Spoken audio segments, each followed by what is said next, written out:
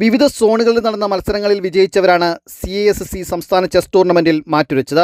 Kanjirappally infant Jesus സ്കൂളിൽ നടന്ന മത്സരങ്ങൾ Ponkunnam circle inspector Dileep T ഉദ്ഘാടനം ചെയ്തു.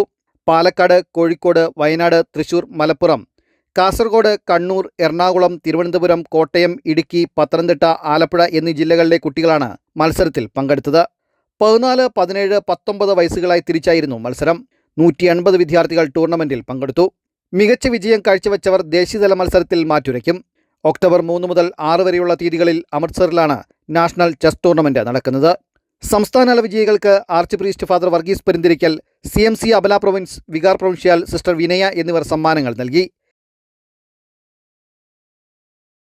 City tile palace, Kanjirappally, Mundakayam.